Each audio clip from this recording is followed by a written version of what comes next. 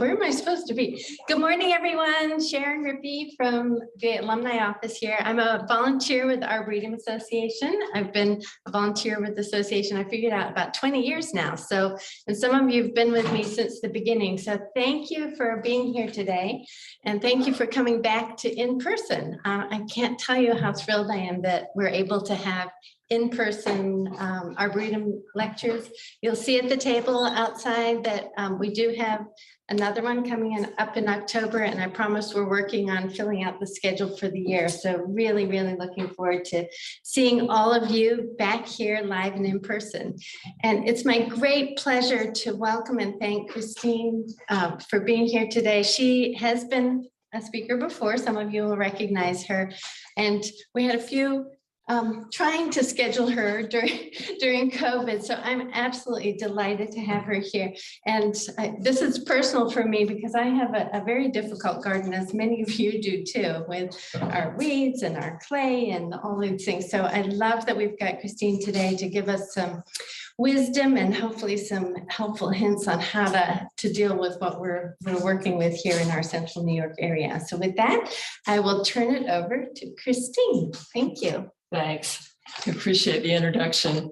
This is the first time I've had to talk to two different audiences, so I hope I don't look too dorky. Anyway, I'm really happy to finally be here, and I'm delighted to be on this campus again. Oh, I just so enjoy the Arboretum and the architecture, and so beautiful driving through here. I just love it. I've been in the horticultural business for most of my adult life, which is a ridiculously long time, over 30 years. And during that time, I've had to get pretty good at solving problems. I design gardens, I install them, I write about them, I take care of them. I mean, you name it and I do it. And I got to tell you, for me, this was the worst summer. I never thought I would say I'm glad summer's over, but this year, between the drought and the hot weather, and then finally we get rain and it's torrential, I felt like, hey, you know what? I think maybe I need a different career. I spent many sleepless nights and all kinds of angst over my impossible places. I'll term it the saga of the two husbands. Okay, so I did a number of planning jobs this year, all in impossible places, of course. And on one side of town, I had a property that was really dry, very rooty, in the shade. And the couple who owned it said, oh, we really want to make the backyard prettier, and can you do something? And well, I went to town. I chose the plants so carefully. I planted them with particular care. When I finished, it looked great. So I left with strict instructions. Please water this planting every day for an hour. Okay. So a couple of weeks went by. Now I have a practice of going by to check on new plantings periodically, thank God. So I get to this property, I walk out and I look around, nobody's home. I walk to the backyard to look at the planting. Oh my God, the plants are like gasping for water. They're like flat on the ground. It looked awful. What was going to be a little 5-minute drive-by turned into an hour and a half of me lugging a hose around trying to revive these plants. I get on the phone and I call the wife and I said, hey, what's going on? Nobody's watering here. Do you need me to send people over to help you out? She said, oh, I'm out of town. And I gave that job to my husband. And I said, well, he is so busted because, it's not looking good here. So she's like, okay, we'll take care of it. I go over to the other side of the town where I did a different planning, a whole different set of impossible situations. The property was in a subdivision, and you know how they like do fill underneath what little soil they leave you. Well, I had done this planning, amended the soil, fixed it up, which I thought was going to be enough. Well, it wasn't. And when I got it planted, I had terrible drainage issues. So after putting in a French drain and engineering the soil a little bit more, I thought I had it looking pretty good.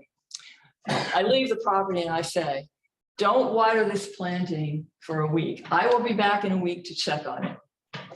So a week goes by, it's hot as all get out, it's really dry, and I'm thinking, okay, I can go back to that planting, I can water it, I can figure out how we're gonna do it from here.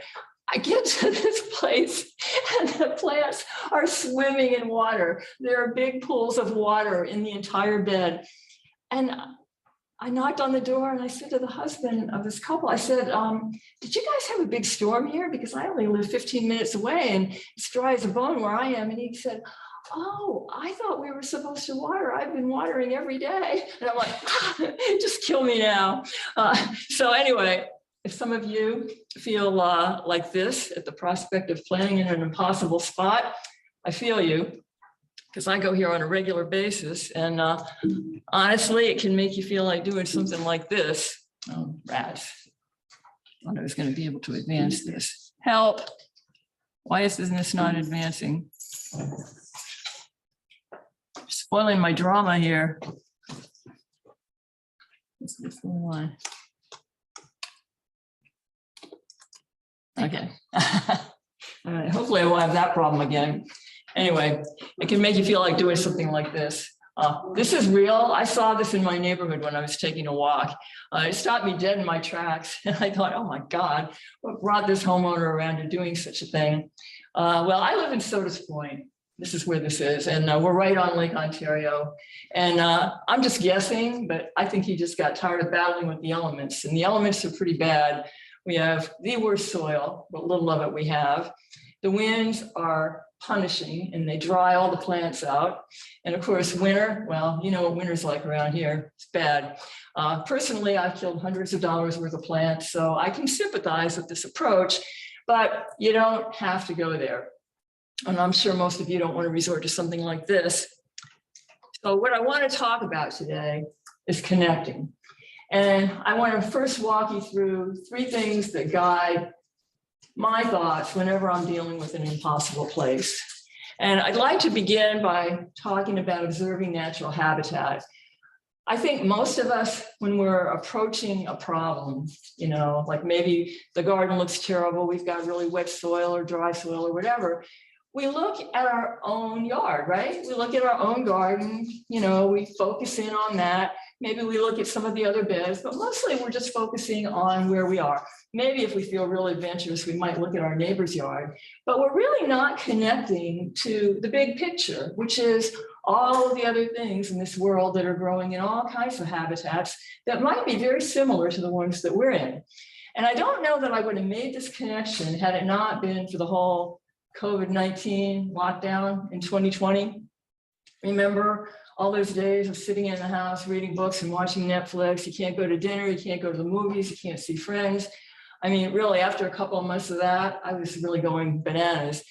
And it occurred to me that one of the ways that I could combat that would be to get together with friends outside, maybe one, wear a mask, and go for hikes. So I started investigating all the parks that were within an hour or 2 of me, and I started hiking. And I hiked through dry woodlands, and I walked through swamps, and I went through bogs and rocky areas, you name it, and I did it. And one day, when I was walking through this very dry woodland, I started looking at the things that were growing on the forest floor.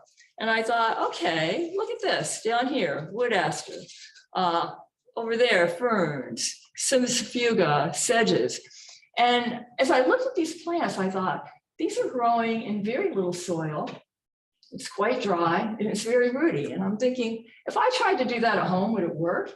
And I just happened to be trying to come up with a plant list for a similar area. And I thought, there's a lot to be learned here. And so I went home and I started just studying the culture of some of these plants and their root habits and the kinds of things they needed. And I thought, what I need to do is to come up with other plants that fall into a similar category that I might be able to use in my own garden. And that idea really took off. I mean, this is a boggy area where I saw Joe pieweed growing in standing water. I mean, who knew? I didn't realize it could grow in standing water, and hemlock and a whole bunch of other things. Butterfly weed, which I know will take dry conditions, but I saw it growing in this great big dry savanna of meadow. It was amazing, and it gave me a lot to think about. So along with that, I started giving a lot more careful attention to root systems. Now, when you think about it, the root system is supporting the entire plant. And, you know, when you read in garden books, I love garden books, they never talk about like all the really real bad things that happen. They make it sound like you're going to like double dig your bed and you're going to have a couple of feet of great loam to work in and you're going to make it better. But a lot of times, maybe we've only got 4 or 5 inches of soil to work with. And if we're going to plant, we got to figure out a way to do that. So by studying the root systems and how they behave and what they need, give you a lot of clues about what you can use where. And let me just give you some examples. Say, for example, a hosta has a very dense fibrous root system and it spreads horizontally rather than vertical. So you can plant something like that in very little soil and it will live. And moreover, if you take a look at the center of it, those fibrous roots in that center of the plant hold water. If you happen to split one open, you'll see water just oozing out of it. So it's a really good choice for a dry, rooty area where it's going to have to compete with trees. I could say the same of something like Solomon seal, polygonatum, that's on the left. Now, that root system isn't quite as dense, but notice those little corms there. They store water too. The plant spreads rhizomatously, so it's not going to have any trouble establishing itself in a place where you don't have a lot of soil. And then this one on the right, Geranium macrorrhizum. Anybody in here ever planted this? Yeah, this is like my secret weapon for really bad places because it has a kind of a woody root stem, as you can see, and it goes along the very top of the soil and it sends out these tiny, tiny little feeder roots, which, believe it or not, only need 1 inch or 2 of soil, and it travels like mad. It's an aggressive grower, it's easy to rip out. It's got a pretty pink flower, it never looks bad, and I'm going to talk more about this plant later. So plants like this are very amenable to being put in situations where they're not going to have a lot of soil to grow in. On the flip side of the coin, you might not have that, and possibly you have the very arid conditions, and if you do, consider plants that have deep tap roots. Poppy is one example. Peonies, roses, platycodon, baby's breath. There's a whole ton of things that have deep tap roots. And the beauty of them is that they reach very far down near the water table, and they have the ability to draw water up through that long tap root that far extends anything that you're going to be able to get with the hose. So if you have a hot, dry area, plants like this are going to be able to sustain themselves without a lot of help from you. Can everybody hear me okay? Okay. If you can't, like, raise your hand and I'll go back to the mic.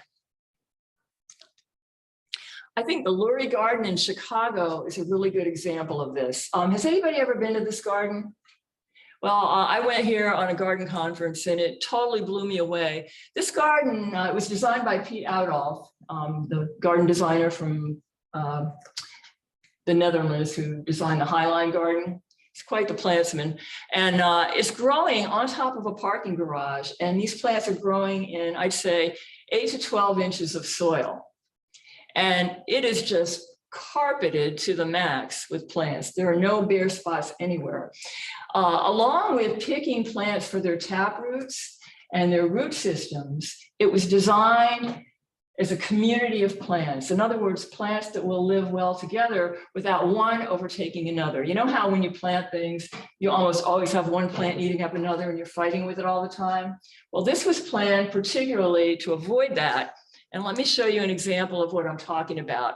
In the back, we've got Orangium yuccifolium, commonly known as rattlesnake master, a tall perennial that has a very deep taproot. So well suited to that area where it's going to be dry and it can pull moisture up from the water table. But because it has a vertical root system that goes down, it is not going to have a problem with the Pycnanthium muticum, which is mountain mint, around it. Now, Pycnanthium has a spreading rhizomatous root system, and it travels along the top few inches of the soil. So yeah, it's going to surround that plant, but it's not going to eat it up because they have entirely different root systems. And that's how these plants were chosen. So these things are governing my choices of what I'm going to do in an impossible place. And it pays to do a little research before you plant.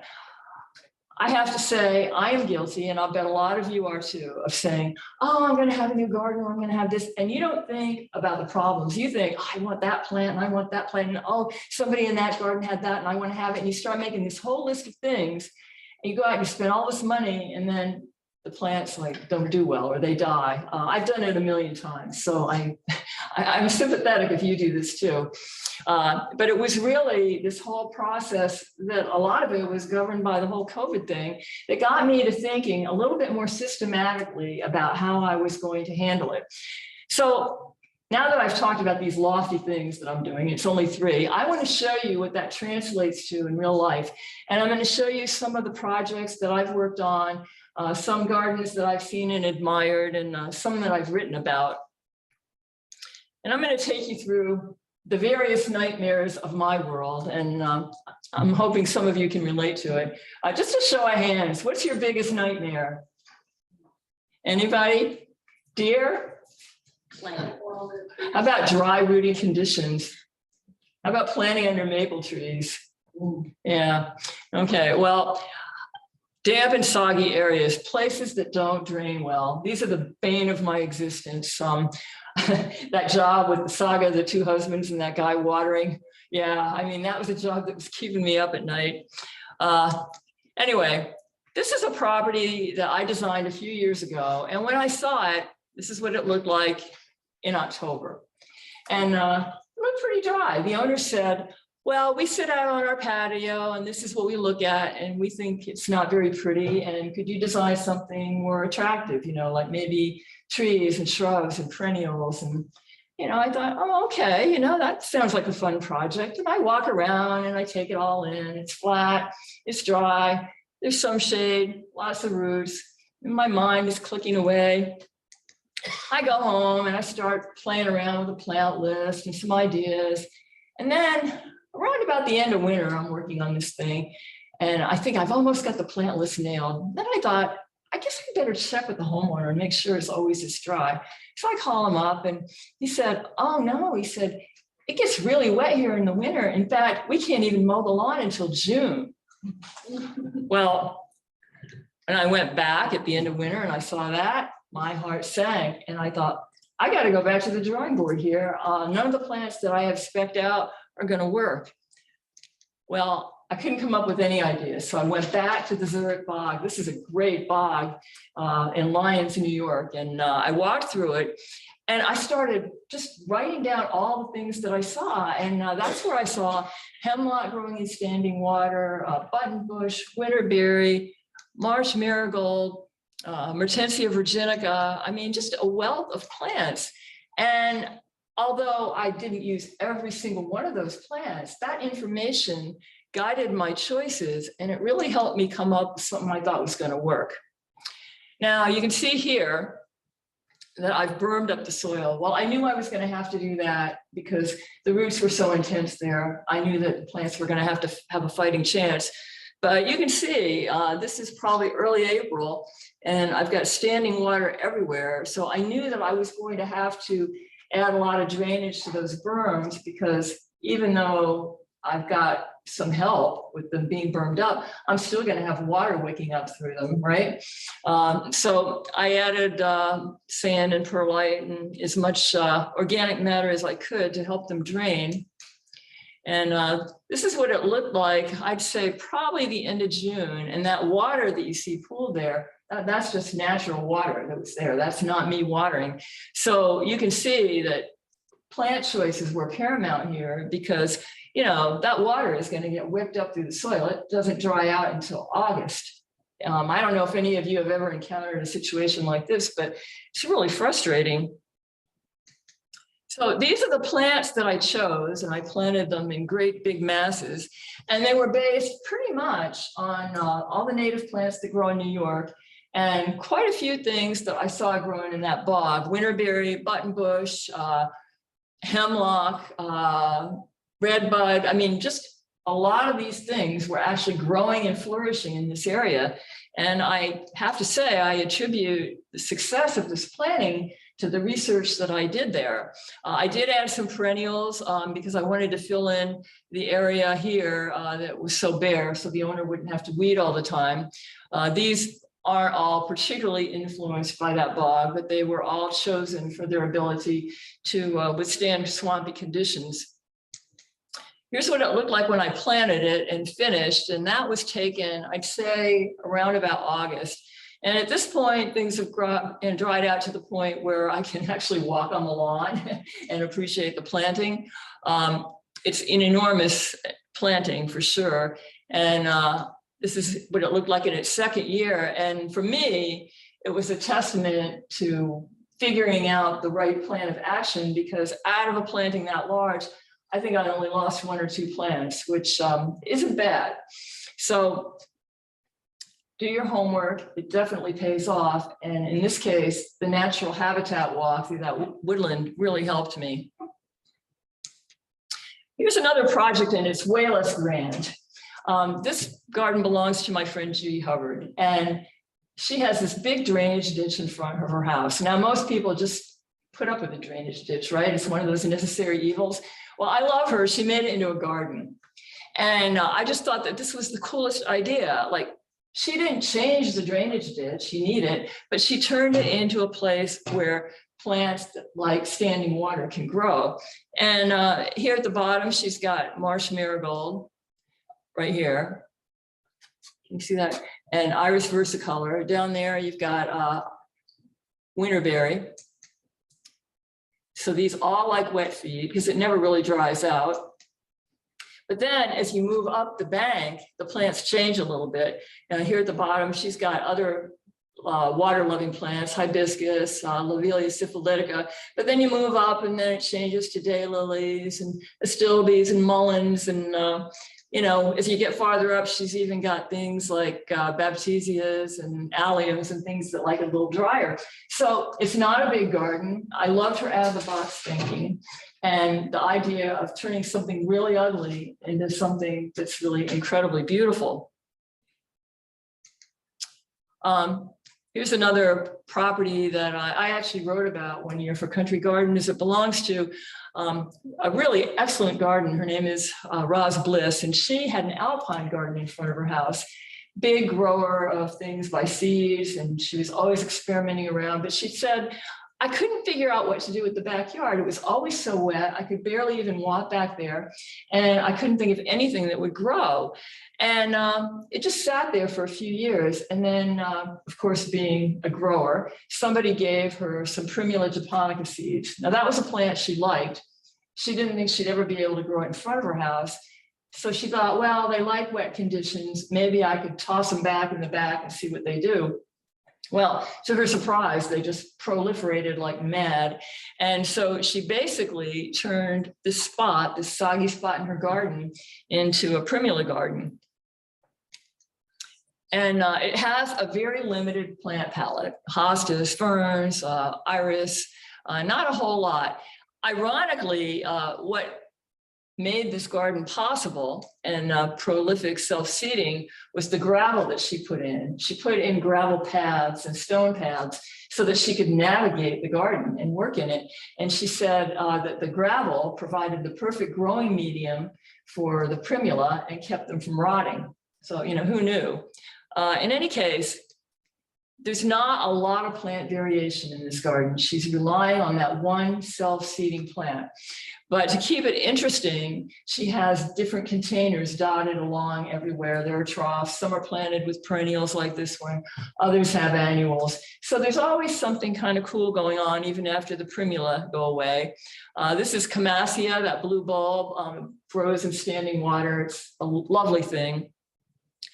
But this is really the basis of the garden. Very simple. Now, a lot of times you need to really lower your expectations in terms of your plants, but I don't think that it needs to be any less beautiful. And I think that this garden proves that point.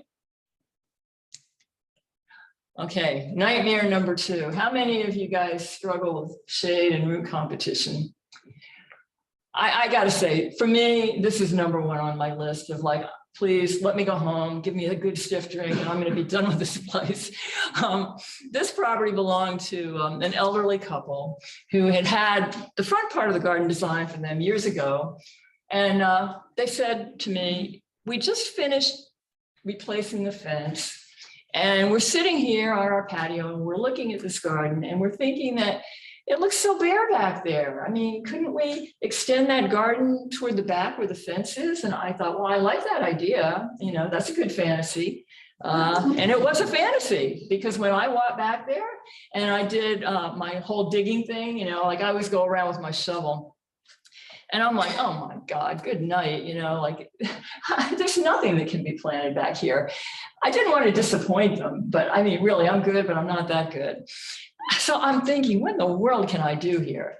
And then I thought, well, maybe I could engineer a few beds. It's not very big, but maybe I could put a little bed in there, and maybe I could run a bed along that fence there. So I'm thinking, well, maybe. And finally I thought, well, it's really the only way. So I'm going to give it a shot. So you can see my little grave there that I put in. It looked very silly when I did it. That bed is probably maybe 10 by 10. I mounded it up to 8 inches. I couldn't get away with any more, because if I did, I'd risk the soil, you know, washing out all over the place. Now note that I've kept a fair distance away from those trees, and you have to, because if you get too close to the tree trunk with extra soil, you're going to suffocate the roots and the plant will die. I don't want that to happen. So I'm probably, you can't quite tell in this photograph, but I'm probably a good 5 or 6 feet away from those trees. And then of course, I ran another bed over here, but I don't have the tree roots to contend with. So again, I kind of limited the plant palette. I thought, I'm going to try to find things that will spread and reseed. And then that way I can just let them do their thing. I won't have to worry about it too much. And obviously I wanted shallow rooted plants that could tolerate the dryness. So I started out with ferns, because I saw plenty of ferns growing there. And I figured, well, I've got a fighting chance with these, and I'll get them established. And then, okay, back to my walk in the woods, wood aster, Eurybia. This is a great ground cover. Has anybody ever grown it? Yeah. I thought, well, hey, you know what? If it grows at the base of a tree in the woods, it will surely grow here. It did. It took off like hotcakes. And then another thing worthy of looking is checking out what the other power plants are on the property. And on this particular property, there were columbine and other beds, and they were pretty happy. And I thought, well, if I could get them established back here, they'll seed all over the place, and then I'll have lots of columbines. Figuring that I wasn't going to have a whole lot of color, I decided to go for textures and variegation. And that's why I picked the variegated Solomon seal and the maidenhair fern. And they also have root systems that complement each other, and they spread. And this is another self-seeder, Jacob's ladder. Anybody grow this? It's got a blue flower on it. It's pretty. So this is what it looked like right after I planted it. And yeah, you know what? It's kind of quiet. Most of the flower power is happening in May and June. But that's what it looks like after it flowers. And you know, I don't think it's half bad. It extends the whole look of the garden. It's rich. It's got a tapestry of green. I managed to sock in a whole bunch of daffodils in those beds. And so it's kind of a riot of color in April. But moreover, I think you have to choose your battles. And this particular couple was very elderly. They did not have a gardener. I came by every now and then, but I knew they weren't going to water, you know, so I had to pick things that were going to be able to stand alone without any intervention, watering wise. They also weren't going to weed. And that's why I chose plants that would spread and take up space quickly, so that wouldn't be a nightmare problem. And in terms of care, I maybe checked in like once or twice during the summer. I give it a little extra water and I do a good weeding, and that was it. So choosing your battles and, you know, choosing something that you can actually handle is very important when you're dealing with a dry, rooty place, because they tend to be a little bit more maintenance to keep them going. Now, on the other side of the coin, this is a similar situation, but the owner is young and enthusiastic. belongs to a lovely man that I met at one of my garden talks, and he called me up afterwards and he said, can you come over for a consultation? Because there are things on this property I don't know what to do with. And one of them was this chain link fence over here. And you can see he's got trees, roots, practically no soil to plant in. And this is a very early photograph of his beginnings. And you can see over here, he's got a little mound of soil that he moved over there so he could have some extra room. That's what it looked like as he progressed. And so he managed to give himself a little extra soil down here in this area here and up here. But mostly it was pretty bad. But I love what he did. I love that he integrated these containers into that wall, and he kept the plantings really simple. I mean, over here, he's got kind of a green and white theme going on with the boxwoods and the carex, and up top, you know, he has the theme of the same hosta repeated. And I said, you know, you're doing so well with these containers and they add so much to your garden. Why don't you put some bigger ones over by that chain link fence? You know, sometimes you just literally can't plant anything in the ground, and containers come in very handy. So he got these large containers, he put in big grasses and honking tropicals, and it totally did the trick. So in this garden, when he finished with it, I thought it looked pretty opulent. And you can see he's got little pops of color here and there. Mostly he babysits with that, and he has a lot of containers. But what struck me the most about this garden was his attention to detail. The containers, he says, every time I dig, even if I only can dig down 3 inches, I'm amending the soil as well as I possibly can. I always plant very small plants so they have a fighting chance of taking off. But really the biggest part of his success in making it look opulent and flowerful was the fact that he put in the work. 2 things, regular feeding, and he uses an organic product called Max C, and he does a foliar feed once a week, and he waters a lot. Now, everybody might not want to do this. In his case, that was okay. That was his baby, and he was willing to do that. So I'm showing you the 2 contrasts and showing you that really you have to pick your battles and figure out what you're going to be able to keep up with. Another owner might let this garden go to seed. I mean, if it wasn't getting regular water and food, it would probably just fiddle out to not much. All right, moving on to our next nightmare. I have lots of them for you. Are any of you guys relating to these things? Are you dealing with stuff like this? All right, well, I can't tell you enough about how much I hate gardening on a hill. First of all, there's the planting. Okay, you're up on this hill with a shovel. You're falling over as you try to dig. The plants are rolling down the hill. You're chasing them. Then you get them planted and the soil starts washing away from the root system. Oh, it's really fun. My least favorite. I usually come home with a backache.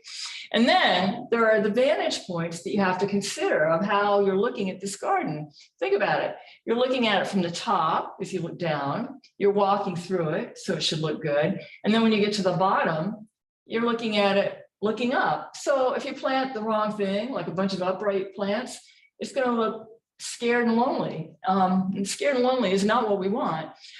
So let's talk about this a little bit. My #1 strategy when I'm planting on a hill is to think about the shapes of the plants.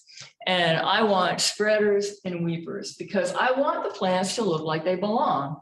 And I think this is a pretty good illustration of what I'm talking about.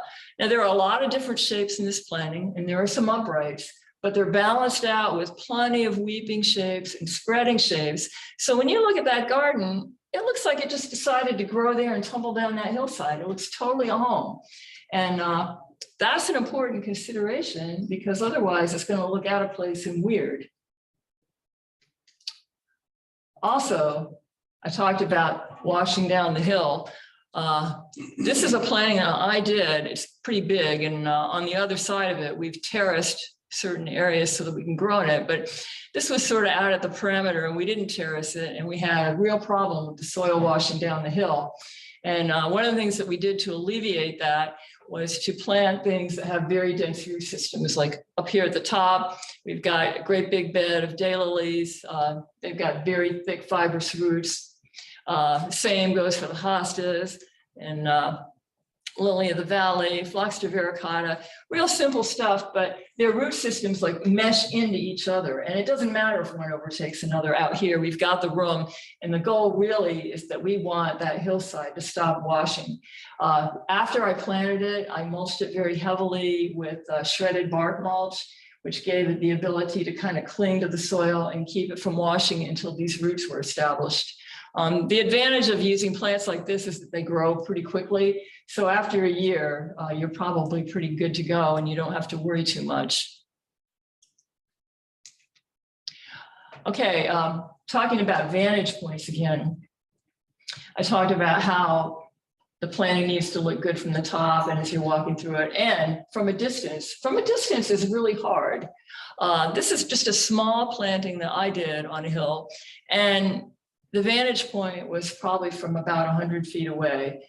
And it was a difficult place because it's in the shade under trees. I'll show you. And I didn't realize that the owner had really bad water pressure until after I got this whole thing planted. And I brought a sprinkler up and I turned it on and I had like a little spray like that.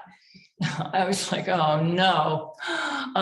In any case, I got my power from putting in big masses of these chartreuse colored hostas there on the left, some in substance, and balancing it off on the right with Aurelia cordata Sun King. And then in the middle, I used our friend Geranium Viacovo, and in the middle there, that's feverfew, Matricaria, which is a rampant self-seeder. So not a lot of plants, but great big masses. So that's an important consideration when you're trying to create a focal point from a distance. Okay, here's another hillside that I think really is probably a totally insane place to garden, but its owner, my friend Karen, said, I want to have a garden in my backyard. Well, this is her backyard, and it's in the hills of Connecticut. There are boulders everywhere and plenty of trees, lots of roots. Everyone laughed at her when she said she wanted to have a garden, including me. And she's my gardening friend. I said, you're absolutely out of your mind, you know, have pots, do something else. Well, not Karen. And to me, this is a testament of really tuning in to what's growing in nature. She's a big hiker, and she noticed that in the woods, plants grow in crevices. Haven't you ever noticed, you know, you're walking along and you see ferns and all these things growing out of rocks and you think, how does that happen? Well, she really studied them. And she had the idea of going back to these boulders and back to all these rocky spots and socking in as much good compost as she could. And then she planted things that would spread and reseed. And you can see her power plant here is Rudbeckia hirta, which grows all over the place. That's that yellow flower up here. And she also planted a lot of things that would spread, like the stachys. There's nepeta, there's just a ton of different types of plants, and they all kind of run all over the place. And you know, in this particular setting, that works. So not only did she tune into planting it kind of like nature, she sort of planted it like the controlled nature look. It's very cool. And she said the biggest work she does in this garden is she pulls a big weed every now and then, but she has to edit this Rudbeckia because she says it would take over if she let it. You can see here that there's not going to be a whole lot of taking care of this garden. I mean, she's got this one little path that runs up that area. That's what it looks like. So really, you've got to be a mountain goat to take care of it. So this is a garden that survives in this area without much care from its owner. It doesn't get watered. I mean, really, are you going to take a sprinkler up there? I don't think so. Plants get watered when they're planted, and after that, they're on their own. And I go to her house every time I go to visit Connecticut, and this garden always looks terrific. So I talked about choosing your battles, and I love the way she chose hers. You know, she chose intense work at the beginning, getting it all set, and then letting the whole thing rip. And some wonderful surprises have happened out here. This is a whole different kind of a hillside. This one goes downhill at a 45-degree angle, and it's right here in New York. The couple that the couple that designed this garden, really interesting people. They loved Asian gardens, and they saw this property as a way to create an Asian themed garden. And they told me when I interviewed them for an article I did about their garden, they said, our builder said we were crazy to buy this place. He said, there's not even a place for a backyard. And there wasn't either. It was heavily wooded. There was this kind of yucky looking pond at the bottom of it. There wasn't even a way to get from the house to the bottom. They saw it as an opportunity, right? I mean, go figure. So here's the garden. They started out by dealing with the practical matters, the hardscaping. Number one thing that they did that was very cool is they decided, okay, that pond at the bottom is kind of sad and lonely looking, and it's nothing wonderful, but we'll design a series of cascading gardening features that are different, but they all look like they're cascading down the hill. And then we'll figure out a way to put in paths and railings that will get you down the hill safely. And I got to tell you, the people that own this garden, they're not young people. I mean, I'm amazed at their mountain goat abilities, because I walked up and down it and it took all the strength I had. This is the top, and that's the first pool. Now, up at the top, it's fairly flat. So in that area, they have a variety of Japanese maples and conifers, and there are a lot of ferns and things like that. But if there's going to be anything special, like over here, they have these cute little sedums and some fancy grasses. If there's going to be anything that needs care, that's where it is, because they can take care of it. And then as you move down the hill, things change a little bit. So that's the next level, which takes you onto a deck that kind of looks out over into the rest of the garden. And you can see that there's a lot of the same kind of plants being repeated over and over again. And they really aim to mimic the natural surroundings, kind of like what Karen did in her garden. Because I think you always have to have a sense of place when you're designing a garden, even an impossible place, which this was. And I think the garden really gets its interest from the bold foliage and the texture. This plant is Petasites. Is anybody familiar with this plant? It's a bit of a thug, but you know, this is a place where you can let it rip. You kind of need that. But Beverly, the owner, said, give me a bold plant and I'm taking it home. So there are many throughout this planting, and it really adds a lot of interest to the garden. That's what it looks like midway up, and you can see here and there, they've got pops of color, stilbees, Simissifuga, and so forth. But most of the time, they're relying on that foliage and texture. And I think this is taken from the bottom of the hill, and I think it's a pretty good example of the impact that you can get by using a lot of one plant massed together, because really, this is basically ferns and hostas and the Petasites, not much else, and yet it's pretty powerful. Okay, how many of you have deer? You know what, for the first time this year in 18 years, I have deer. And I'm guessing maybe they just got really hungry, thirsty, I don't know, but like they're flocking to my property. They've eaten every hosta I've had, all the flowers off the zinnias. I mean, it's really depressing.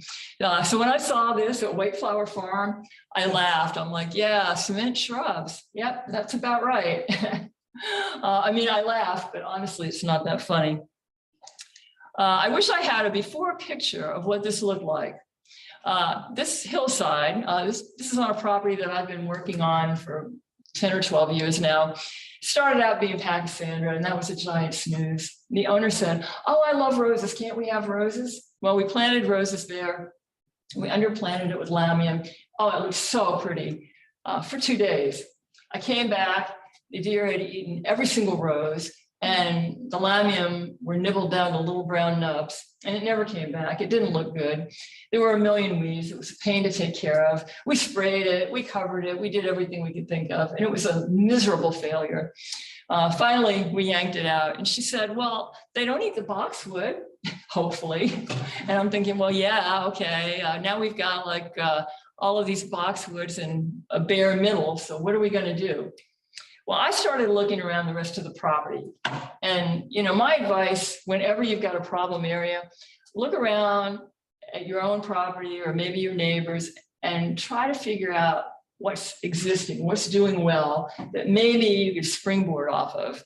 And I noticed that two things she had on her property, lavender and calumet, were not being eaten by the deer. So I thought, you know what? I'll use those over here. They're pretty. The calumet blooms from July to October. You can't mess with that. It's got a pepperminty fragrance. Deer don't like things that are fragrant. Lavender, they hate that. And then I added in the stachys, and I did that because it's got a kind of a tough, furry leaf. They don't like that either. So I thought, okay, I'm safe there. And I thought, well, yeah, you know, that's not a bad combination. I think I kind of like that. And then I wanted more color because I'm seeing this from a distance, right? And so I want things that are going to show up. And certainly the calumet was okay, but it just wasn't a real high impact plant.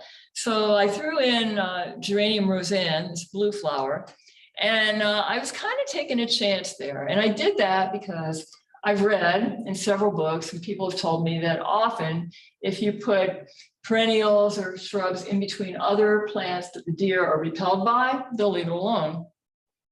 And it did work for me, but here was my other line of thinking. I thought, well, geranium roseanne is a very rambunctious plant. Worst case scenario, they'll eat it. It'll probably come back and it might even rebloom and I'll still have it. That strategy worked pretty well. They haven't eaten it. It blooms from July to October, what's not to like. And I was so successful that I planted this geranium here, Geranium lancastriense. Anybody grew this one? Anybody familiar with this? It's kind of hard to find. I probably wouldn't have planted it, but I had it in another spot on the property and it was really struggling. And I looked at it and I thought, I think I'll move it over here. Just on a whim, I did that. Well, it went from being 12 struggling little plants into this like abundant mass. And I'm figuring, I don't know, they wanted to be with another geranium friend, I guess. In any case, the deer didn't eat this either. And maybe they just got uninterested because I planted all these things they didn't like, or maybe it was sheer luck, but I've had this planting in place now for 5 years and they haven't touched it. I also planted Caryopteris. They don't like that. And I'm guessing they don't like it because it's got kind of a woody stem. Deer like tender green things, you know, they like new growth. They like stuff that is palatable and that is not. So that gives me a little bit of late color. And that's what it looks like. I'd say this was taken at the end of August. I mean, not bad, right? So high impact, no deer damage, lots of flowers, hardly any weeding, which I liked. And over here, you guys are probably, I don't know if you're noticing, but if you are, you're probably laughing and snorting because those are hydrangeas. Now, let me explain about the hydrangeas. I felt like I needed more structure in this garden and I didn't want more boxwood. Well, I hit upon the idea of using this particular hydrangea, Lady in Red. It's a serrata, and it's got a very tough leaf. Now, I was first drawn to this plant because this tough leaf has beautiful red markings and a lovely red stem. And I thought, well, you know what? If they end up eating the flowers, that's okay because it's got such cool leaves and they turn red in the fall. They haven't touched it. And again, I'm guessing it's because the leaf is very, very tough. So I don't know. I won't go on record saying they won't eat it, but they haven't eaten it here. So it would be worth a try. Well, I was so successful with that area of the property that I moved down into this patio area where I had, you can see that one little lily, it's there, but that they had eaten everything. I had down here around the patio and in that little garden, a bunch of different types of perennials and annuals. It always looked bad. They ate it right down.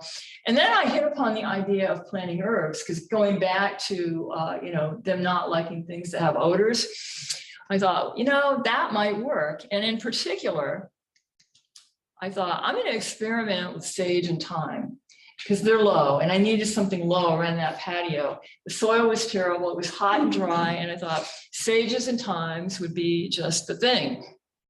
So I experimented around with purple ones and chartreusey ones. And then there at the bottom, you can see that variegated thyme.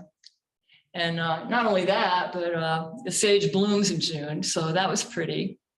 The deer didn't touch it. And I even managed to make some pretty cool combinations like this with that purple sage. And in the middle, that's a golden oregano. Anybody grown golden oregano? Boy, that's a great plant. I mean, it has like pizzazz when you look at it from a distance. And there on the right, that's calamine, not an herb, but you know what? It was pretty, it worked. So if all else fails, try herbs. Okay, well, I talked about hillsides and around patios and sort of more casual plantings, but most of us have evergreens around the house, right? It's like some unwritten law that you have to have them. Well, when I lived in Connecticut, I had this very large business with all these different properties that my crews took care of. And one of the tasks that we had every year was to cover up the foundation plantings. Oh my God, you know, cages, fences, spraying, we did it all. And honestly, we did not win. Almost every year, some deer would figure out how to get in, knock the fence down, somebody would forget to spray, whatever. All I know is that I did this every year, and in the spring I'd come back and I'd have half-eaten evergreens. I'd spend the rest of the year trying to nurse them back to health, and it never looked good. And finally I thought, you know what, this is ridiculous. Here I've got these beautiful houses and they're ugly in the winter. I mean, so what if you have like these great conifers? They're all like wrapped up so no one can enjoy them. And then you come back in the spring and they look half-eaten and brown. So I thought, I'm breaking the rules here. I'm just going to plant deciduous material. And my thought was this. I thought, hey, at least if they get eaten, I'm still going to have some foliage. They're not going to look all nibbled down. And, you know, deciduous stuff grows fast. It'll bounce back. So anyway, that's my little saga of that. And it worked really well for me. So my daughter, who owns this house, said, Mom, the deer ate all these in front of our house. We had to take them out. And what do you think we should do? Well, that's what we did. That's the lady in red hydrangea. I thought it worked pretty well there. It's got that tough leaf. They haven't bothered it at all. I paired it up with this by Ria Goldman. Has anybody planted this? Well, you know, if you've pruned it. I always prune mine down after it blooms because it gets too big. And that's what it looks like after I prune it. And I thought, hey, you know what? The deer come and eat it, no problem. I'll have blooms again. And that worked like a charm. And then again, here's the lady in red hydrangea. And I don't know if you can tell from this picture how tough that leaf is, but it is. And it has that beautiful red veining in terms of purpley tone. And that's what it looks like in the fall. I mean, really, that's not too shabby. Even without the flowers, it's a winner in my book.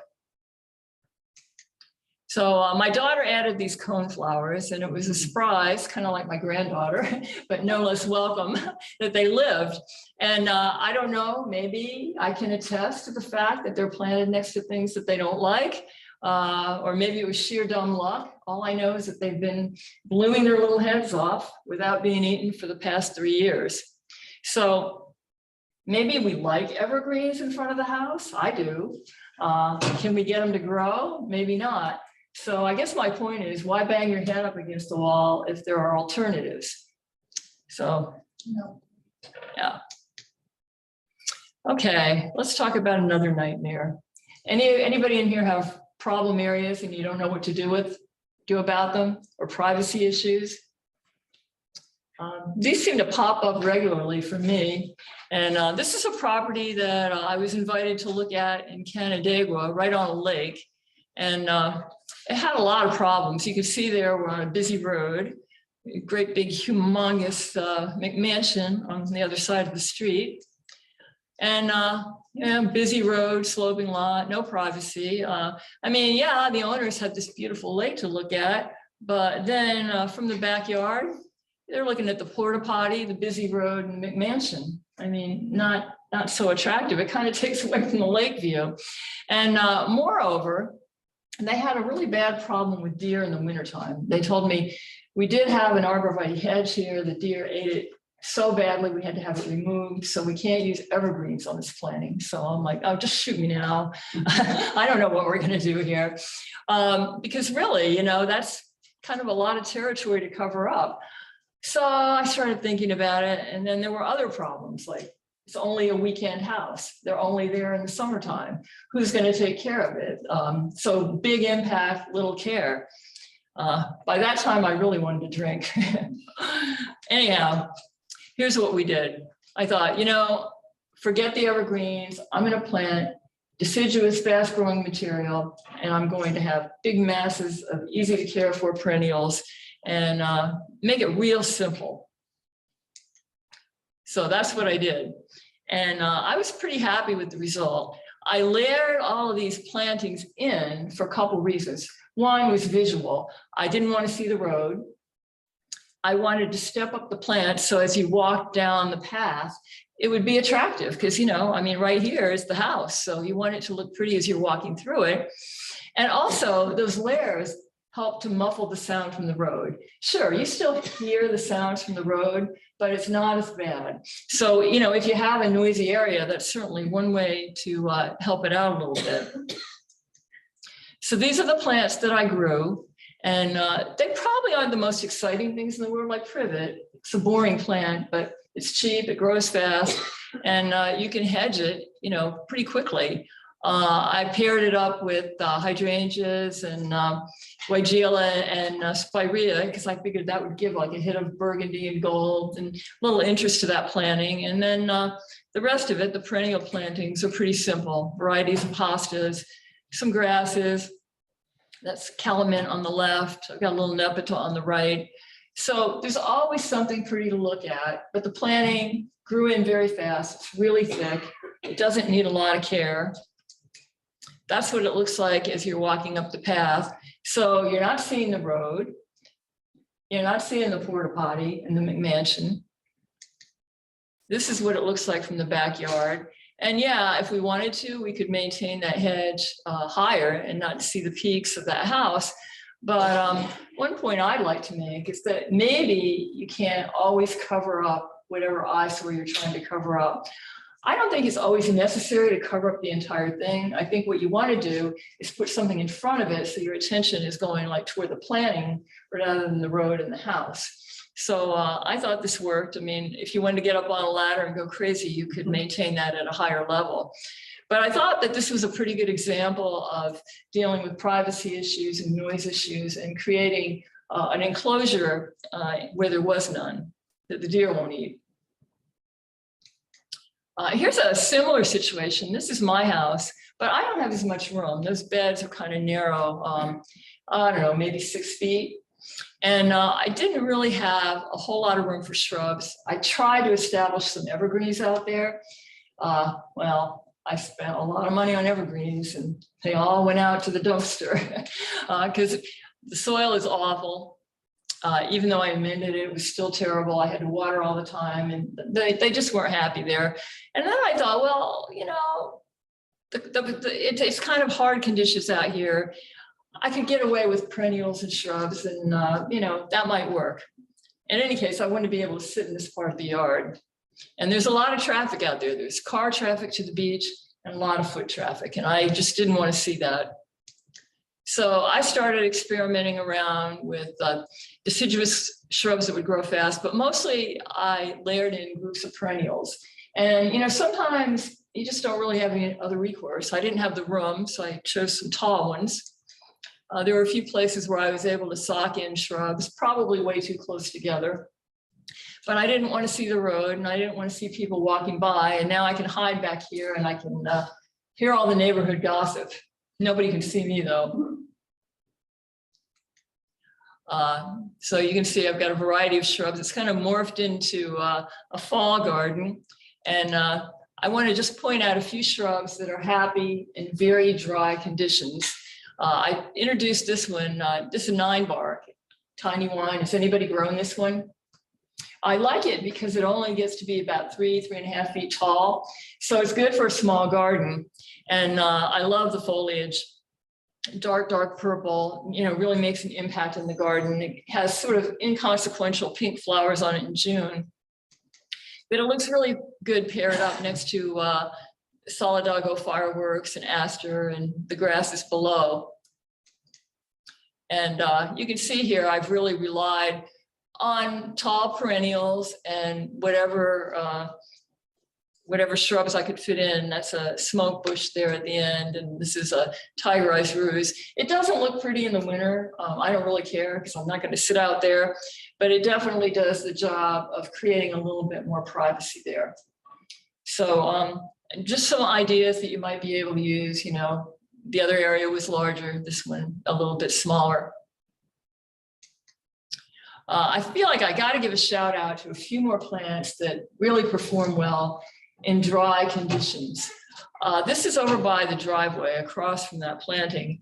And a friend of mine who's an artist came to my garden one day and she said, well, I love what you've done over here. It really looks great. But then all of a sudden it just stops abruptly. She's referring to the driveway. She said, it looks really ugly. I love this, your friends, you know, they're supposed to tell you how great you are. She didn't. And I thought, but then I thought, well, you know what, she's right. And I started thinking, well, what in the world can I plant there? The snowplow hits it. I can't have a hedge. I can't even have like a deciduous shrub because the snowplow is going to like make toast of it. That was when I hit upon the idea of using cutback shrubs. Any of you familiar with cutback shrubs? Well, Lespedezia is one of them. And a cutback shrub is a semi-woody plant, and you cut it right back to the ground in the spring, and it emerges and does its thing just like this, 6 to 8 feet tall. And I thought, that's what I need. And I paired it up with this grass, Calamagrostis Carl Foster here on the right. And this is what it looks like in October. It's just an outrageous end of the season plant. And I don't know why more people don't plant it. I never see it in a nursery. I ordered mine online from Plants Delight, but I mean, they're easy to find online. I don't know why they don't grow them in nurseries, but they don't. But I think it's a terrific plant for a problem place because mine is where the snowplow hits it. It could care less. And the soil is not good. I live in a place where we have maybe that much topsoil. The rest of it is sand. And I've amended it for the past 18 years and it's better, but it drains very, very quickly. The winters are punishing. This plant doesn't care. I hardly ever water it. I can't water everything on my property, so it doesn't get a lot of care. So this is a great plant. And so is this one. This is a hypericum. Now I used to think, oh, hypericums are so boring. They get those bold yellow flowers on them in June. And I thought that's like one of those things you plant when you can't think of anything else. You know, my husband tells me I'm a plant snob, but I have been humbled by this one. This is Hypericum albury purple. Now I planted it here, to be honest, because I couldn't think of anything else to plant. And I put it here because I knew it would withstand hard pan soil. And this was a terrible area that I kept trying to rework and make better. But you know, I mean, if you've done it, if you've got really bad soil, you can make it better, but it's still not going to be good. Anyway, I liked it. I didn't like the flowers that much, but I liked the foliage.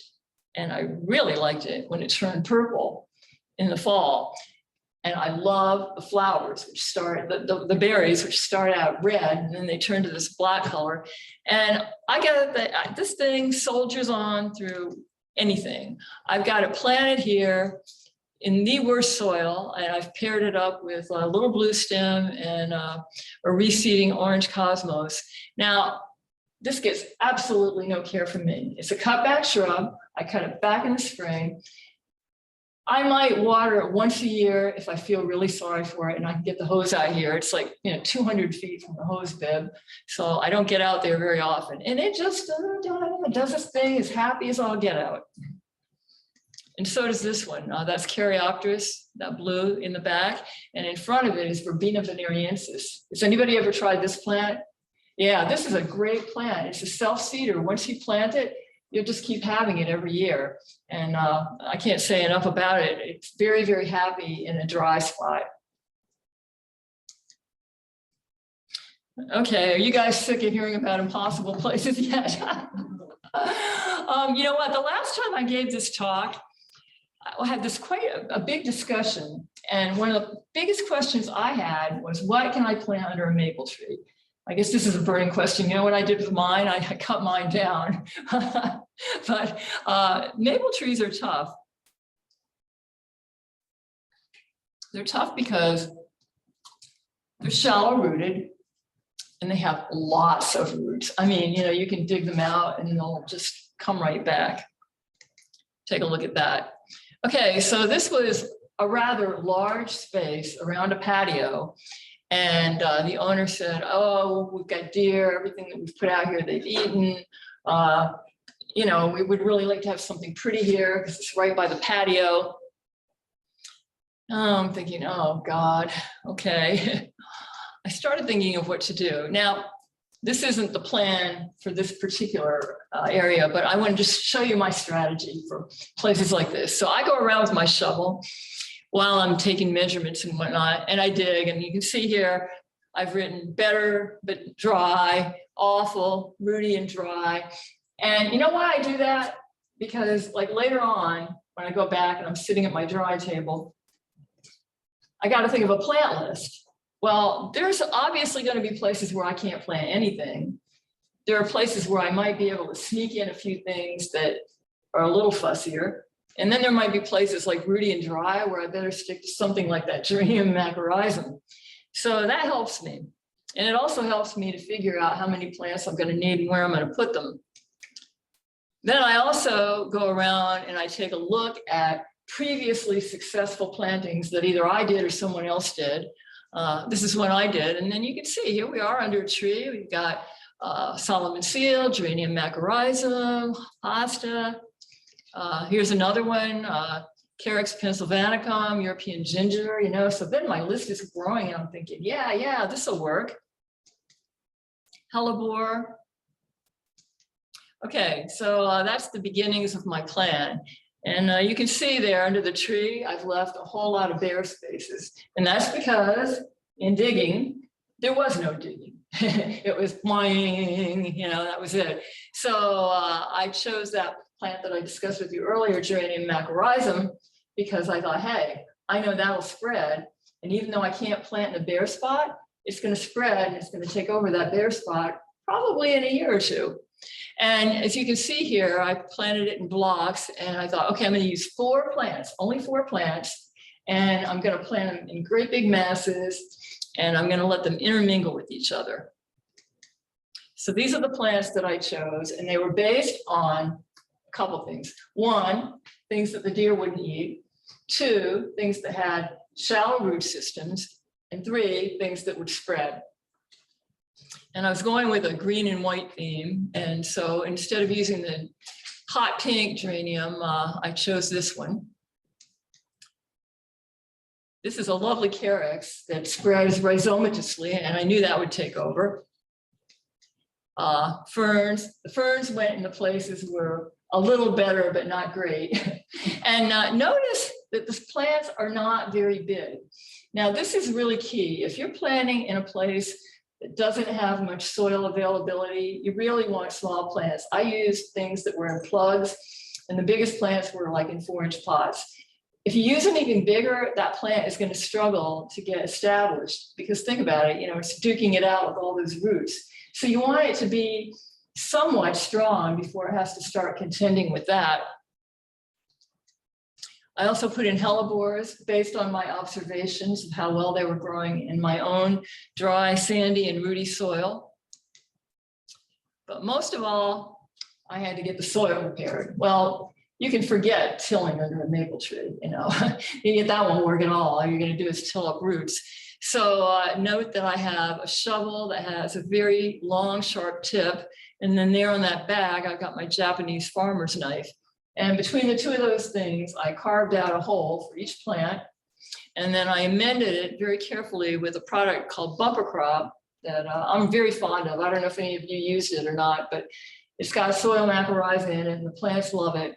You don't have to use this, but I definitely recommend it using something, mushroom compost, you know, any kind of really good soil additive that's going to help that plant take off. So this is what I looked like after I planted it. I guess this is probably maybe a week or two after I planted it. And you can see the plants are really taking off. I mulched it very heavily because I didn't want it to dry out, shallow, dry, rooty, right? So the plants are probably spaced, I'd say about 1.5 feet apart. And that's what it looked like when I first planted it. And you know what? It doesn't look like much, but look at this. I just took that a week ago. Okay, so this was taken at the beginning of June. I did this planting. This was taken last week. Not bad, right? Especially considering the kind of summer we had. And this was one of the guilty husbands, the one that I busted for not watering. So I consider this a testament to the plants. And yeah, that's what it looks like. So I fully expect by next year that most of that's going to be covered. And you can see over here by that tree, in the places I couldn't plant, that the geranium macrorrhizum is starting to creep into it. And I have no doubt that I'll have very little bare space in the next year or two. So a little bit more work probably is going to require some degree of watering to keep it going. But, you know, it's the backyard, it's where they sit all the time, so it's probably worth doing. So again, I guess you kind of have to choose your battles, but I think anytime you plant under a tree, you can be really careful about what you pick, but I think you have to understand that there's going to be a little bit of watering maintenance and maybe feeding required to keep it up. Okay. Well, this brings me to my final problem, is eyesores. Oh God, nothing gets my goat like that. Think about it. Aren't there places where you just can't put anything in the ground? Like how about around electrical units, air conditioning units? Oh, I love them. Gas tanks. Oh my God. I mean, yeah, I can't stand it. And in my case, it was a patio. This patio brought me to my knees. First of all, my husband moved this red grill in, and it didn't fit in with my color scheme at all. Second of all, look at all that white. Oh my God, I couldn't stand it. The patio is small, okay? I can't paint the fence because my husband built it and he won't let me paint it. The siding is vinyl, so I can't paint that. And I would sit out here and all I would look at was the white siding and the white fence and the spiders crawling along it and the dirt. And, I mean, you know, I'm not that nitpicky, but when you're sitting like 10 feet away from it, it just like hits you in the face. Now, I tried at first to put containers out here, and I had a lot of different containers, but the problem is that it looked kind of ditzy. And I didn't really have enough room to have a whole lot of different containers out there. So I spent my time kind of tripping around containers and furniture, and I just couldn't stand it. And I thought something else needs to happen here. Well, that was when I got the idea that I could still have containers, but maybe what I needed was a long, narrow container. And maybe I could cover up part of the wall, you know, on the house on each side with it.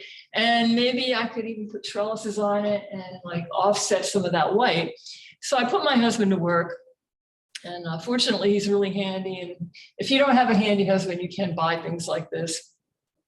But anyway, he assembled this all for me. And I thought, oh, yeah, I like this already. I have more room. I can walk around. I can plant it up.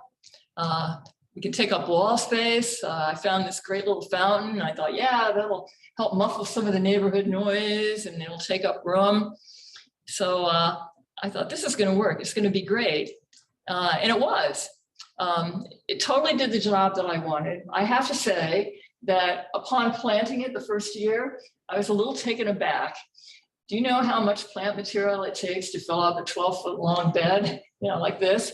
And then there were two others that were 6 feet long. And I thought, okay, planting annuals is not sustainable. And I hit upon the idea of putting in small shrubs and perennials. And that worked like a charm. It gave me such opportunity to create like texture and foliage color. Had so much fun doing it. And I would often just order things online that I'd been hankering for to have in my garden. And then I would put them in here, grow them for a year or two, and then plant them out in the garden. So it's a great way to increase your plant collection. And every year I did something different. I added a few annuals to keep it interesting, but it worked like a charm. My only caveat, and if you're going to try something like this, is that you need to make sure whatever whatever perennial and shrub you're using is hardy to a zone below where you live. For example, I'm in zone 5, so I need plants that are going to be hardy to zone 4 or below in order for them to overwinter in the container. But it's a really great way to plant a lot of containers without spending wads of money every year. So you can see I use different annuals every year, and it was kind of fun. Over here, where I had a really terrible problem with the neighbor's maple tree creeping into this bed, I finally thought, well, over here, I'm just going to bite the bullet. I'll work on that soil, and I'm going to use this one bed for cutting flowers. And my trade-off here was I thought, I'm going to be in this area a lot. It's the patio, weed dinner out here. I'm going to water the planters. So you know what, if I have to water this one little bed, no big deal. So picking my battles, as we talked about. In any case, I think that it did everything that I wanted it to do. I could walk around, I had room for the table, wasn't tripping over everything. And I think the plants did a really nice job of offsetting all that white.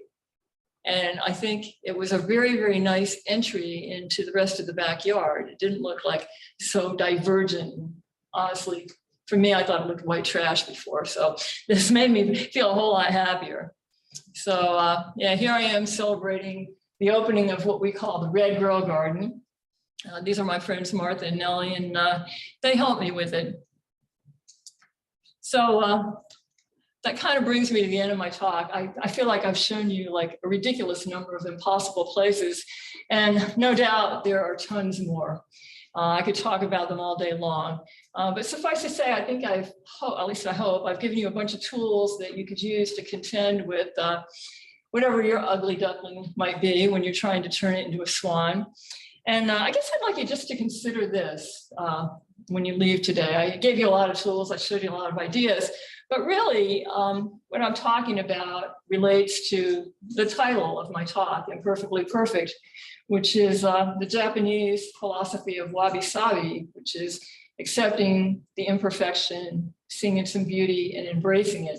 And honestly, I feel that any success I've had has come from, embracing the imperfection and working with it instead of trying to impose my own will on it. And it's helped me to be a better gardener.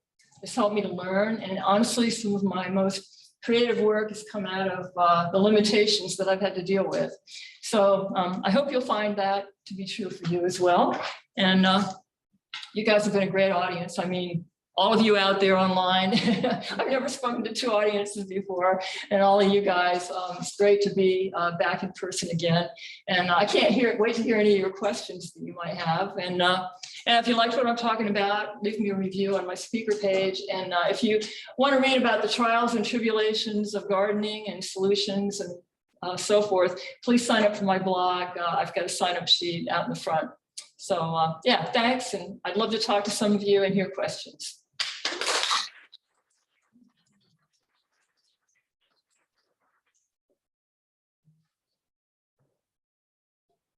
What did you guys think about the maple tree?